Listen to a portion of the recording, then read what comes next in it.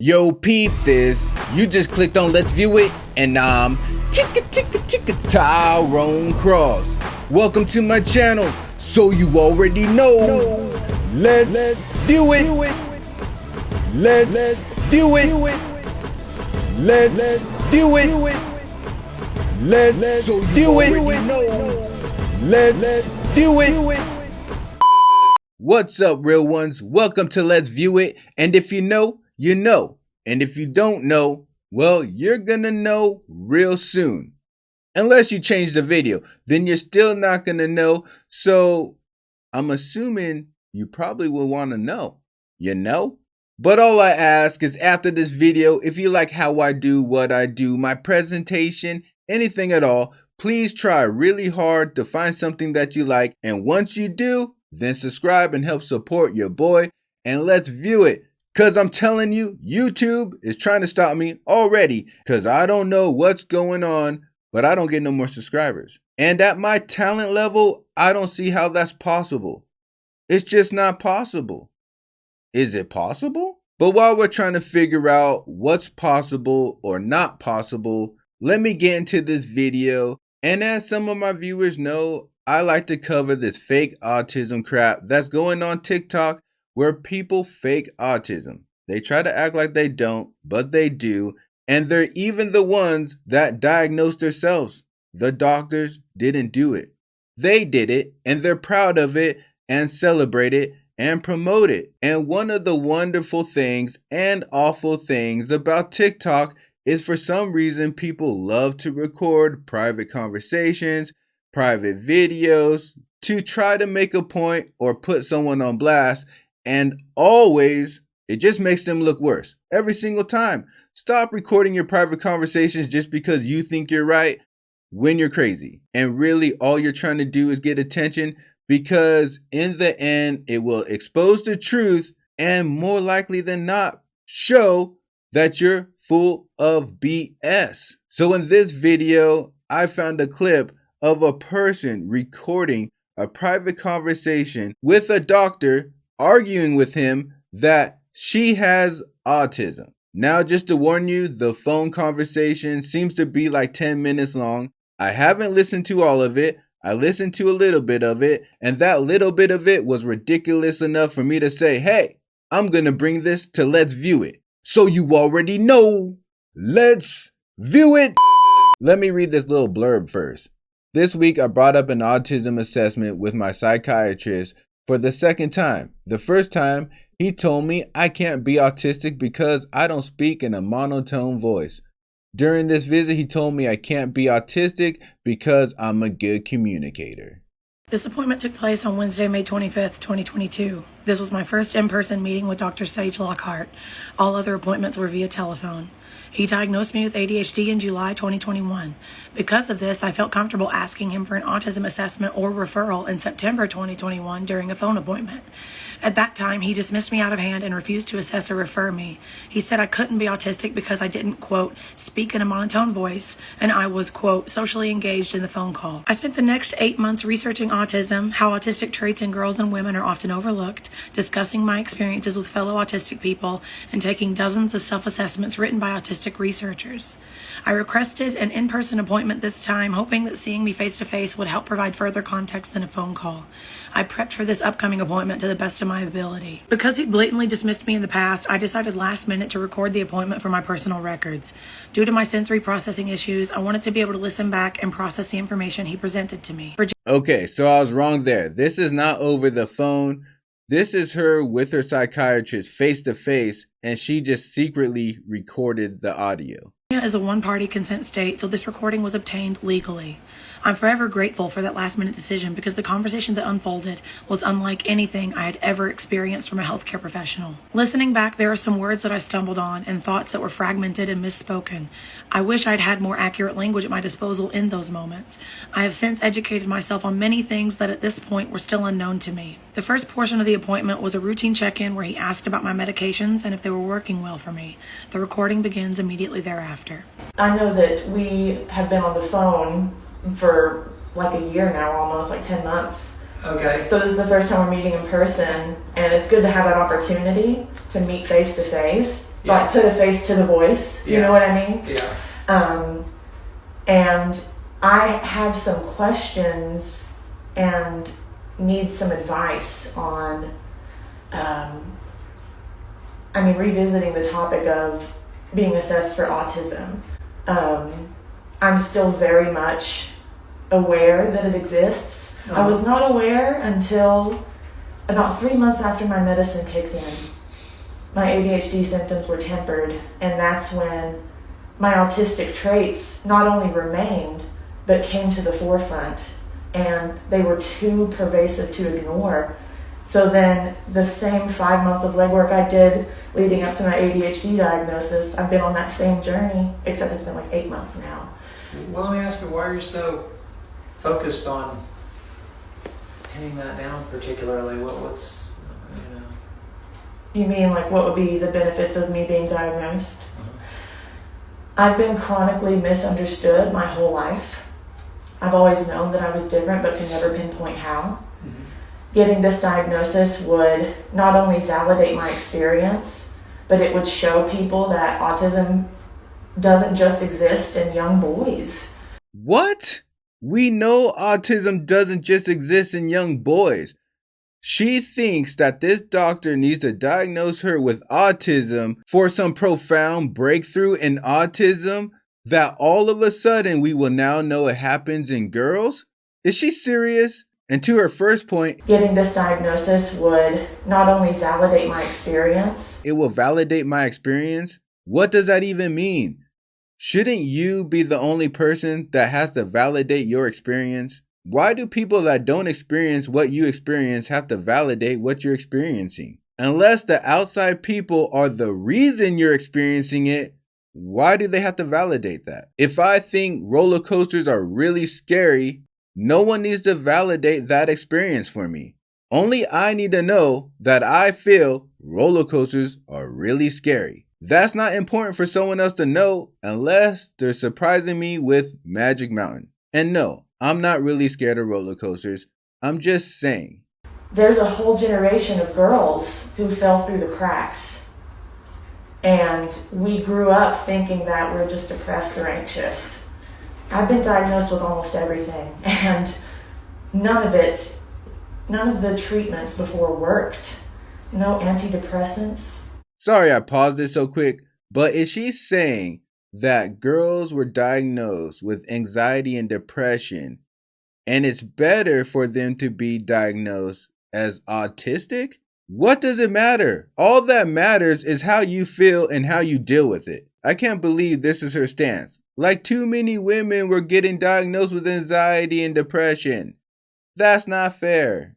Because I'm not serotonin deficient, I'm dopamine deficient. So that's why the ADHD meds are working well for me. But back to my original point.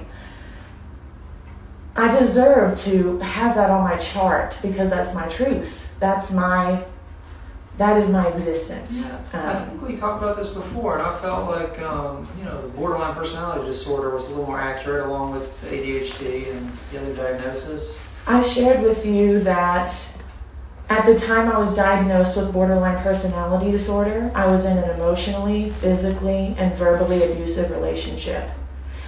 And the symptoms that I were exhibiting retrospectively, can be identified as autistic meltdowns. I didn't have the language, the verbiage, the knowledge then that I do now to put labels and names to the experiences that I was having. And I reached out on a whim and found borderline personality disorder, called up a local, therapist office in my hometown, talked to a psychiatrist there, and I said, I think that I have this.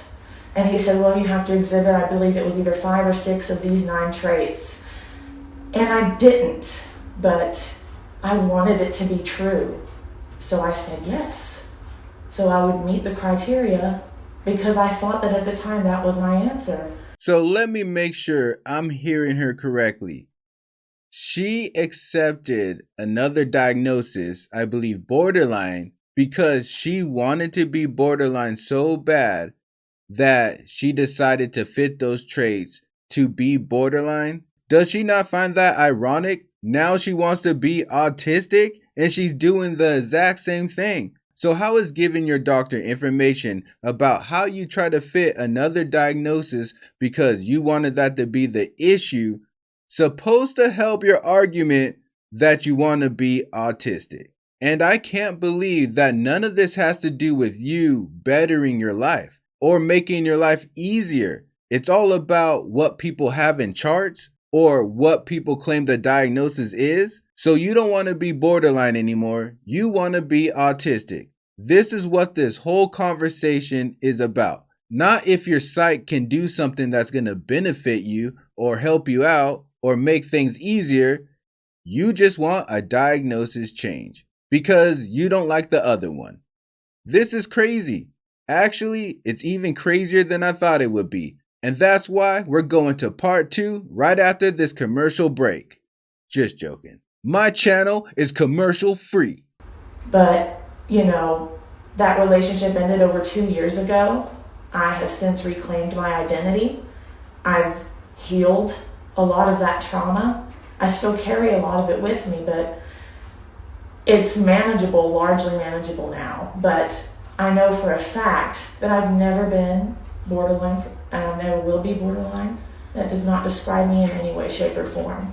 Okay. Well, you know, as far as the autism, back to that, you know, the cornerstone of autism is difficulty in communicating with others. What is that based on? You clearly don't have any difficulty with that at all. What is that based on? So basically the doctor said, you don't have a problem communicating at all. And she's saying, what is that based on? Now, we all saw her at the beginning of this TikTok video. She is very articulate. So if she wants to base it off of anything, just base it off the intro of your TikTok video. Or probably all your TikTok videos. That criterion alone, what is that particular criterion based on? I'm not sure I follow you. What do you, that sounds like that's a very general statement. What do you mean by that? What is it based on? Autism spectrum disorder has the word spectrum in it because it is a spectrum. It is not a linear spectrum. So it's not a cornerstone for every autistic person to have communication issues. I've been in therapy for years. I'm an intelligent human. Maybe So- narcissism is your diagnosis more accurately. Could you repeat that? Narcissism. Maybe narcissism is, you know, narcissistic personality disorder is more correctly your diagnosis. Why? Why do you say that? And why are you Why do getting you think I say defensive? that? Why do you think I say that? Because you have an extremely limited understanding of autism, especially in adult women. Okay. You're basing it on how male I am and how well I communicate. Those two things does not an autistic person make. Seems like you're making some assumptions. You said those exact words. I didn't say anything about how male you were. Those are your words. Okay. Why do you think that I'm a narcissist? What would give you that idea? Well, when you talk about the greatness of your qualities and that you sort of understand things more than other people, when they're kind of telling things clearly to you. You're not being clear though. Your language is very muddy. You're very passive. And me having better communication skills than the average person doesn't make me a narcissist. Women are allowed to be confident in their abilities. We don't have to walk around hating ourselves for existing. Do you see how well you can communicate? Do you Yes, think this is I'm some well of aware. autism? Yes, it is. So, like you said, spectrum. So there's a spectrum. You could say there's a spectrum to everything. To depression, there's a spectrum. Bipolar, there's a spectrum. Autism, there's a spectrum. ADHD, there's a spectrum. So Sure. like in the case of ADHD and or autism, if you take the person that is the least autistic or the least ADHD-like, they still have some. You could say they have some degree of that. But we're not going to call it a disorder. Some degree of what? I'm sorry, could you clarify? I'll say it again. So, Well, you said that, and I don't know what you're referring to. Have a degree of. of the disorder. Sure. So Okay, the I disorder is understand. ADHD. Thank you for autism. clarifying. I'm following. But we don't necessarily say that they have that disorder. So she asks for clarification, and once she starts clarifying, she gets an attitude with them and say, okay, I'm following, stop clarifying. There's something wrong with this lady. But we don't necessarily say that they have that disorder, you know. Sure, it has to meet a threshold before it becomes a disorder, right? It has to impact your quality of life. I have not worked publicly since July of 2020. I spent the last 7 or 8 months peeling back 30 years of masked layers that I've had to learn to put on to survive. A lifetime of people watching, observing, because those things don't come naturally to me and they never did. I'm a chameleon. Real quick, because I just thought of a point when she mentioned the masking thing for over 30 years. So if you don't know, a lot of these fake autistic people say the reason why we never knew they were autistic before is because they were masking it the whole time to appear not to have autism. Now my question is this: if that's possible, if she was masking for 30 years for survival, as she called it, then why not just keep masking it to continue to survive? Why now all of a sudden you can't work? Just mask it and go to work. I have a bachelor's degree in vocal performance. I can get my voice to sound however I want it to sound, to appear normal. But I've made active efforts to shed all of that away. And what's left is the most authentic version of me that's ever existed. Well, you're a chameleon. I mean, some of the talk you're doing is kind of narcissistic sounding, okay? Not to be putting you down or anything like that, but it is. Sure, okay. I will allow you to elaborate. What are you basing that on? I already told you. Can you tell me again, please? I'm a little flustered. I will. You mentioned about how high your IQ was, how you knew more than other people, including experts. So, I could call myself, I don't have to prove my autism to you. I'm giving you information that would help you help me. Okay. But if you're not interested in doing that and dismissing me as a narcissist altogether, then I want to be pointed in the direction of someone who isn't using a DSM from the 90s. No crap, you're not trying to prove that you have autism to him. He's supposed to prove that you have autism to you. He's the doctor. Does she not know how patients and doctors work? The doctor tells you what's wrong, and the doctor tells you what you can do about the things that might be wrong. You don't go to the doctor and say, this is wrong and this is what I need you to do to fix it, because my IQ is so high and I'm a chameleon. And speaking of high IQs and being a chameleon and all these great things about her again, then why is life so hard? How you so smart, can adjust to everything, do anything, know more than anybody, but somehow you can't move on unless someone tells you you have autism. Absolutely. So, are you aware of the updated DSM-5 that came out in March? I am, yes. Did you read about the autistic criteria for adult women in that book? Listen, I don't feel that you have autism. So that's a no. Listen, okay. So you're not even willing to listen. If you want a second opinion, you can certainly see someone else. Please. You're free to go see someone else. I would love to. That is fine.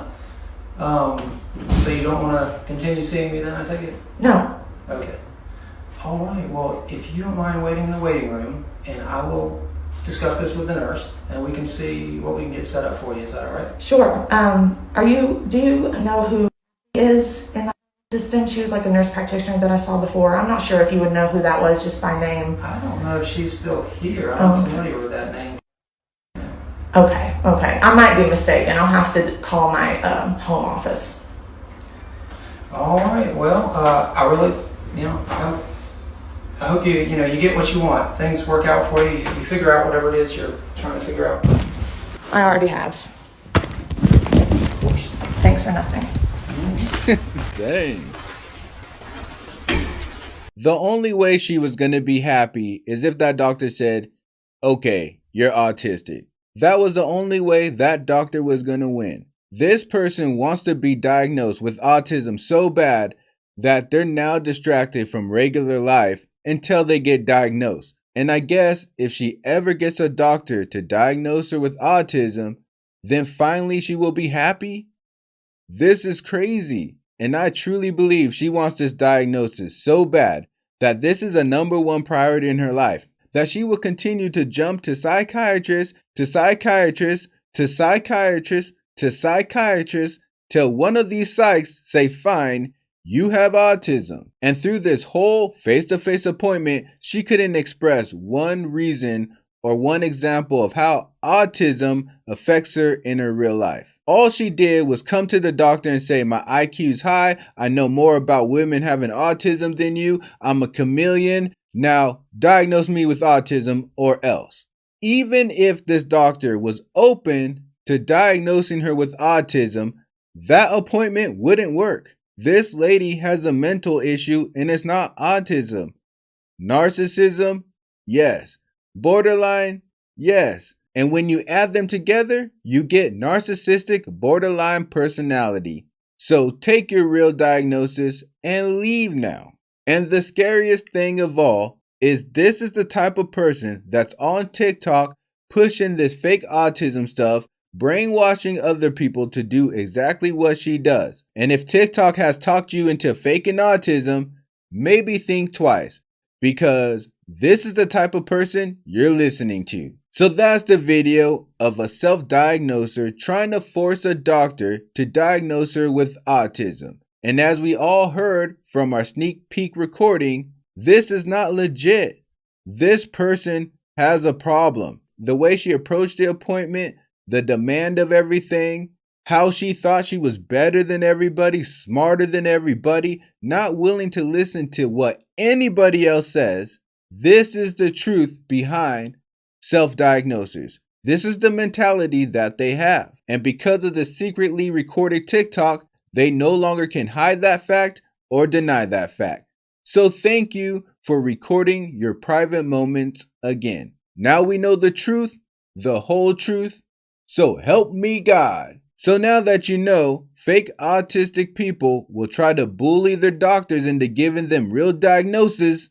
All I need you guys to do is comment below. Tell me what you think. How does a person struggle in life when they're such a high IQ'd chameleon? Or do you think she's just full of crap, crazy, and chasing a diagnosis for who knows what? Or do you think she's just a crazy narcissistic borderline, but really wants to be a crazy narcissistic autistic person? But while you're telling me your thoughts, I'm also going to need you to hit that bell like the hunchback. Also click that hitchhiker button and subscribe with me. And I'll see you on the next trip. Day and night. Keep it real. Keep it real. Keep it real. All my life. Keep it real. Keep it real. Keep it real. Can't help I keep it real. Keep it real. Keep it real.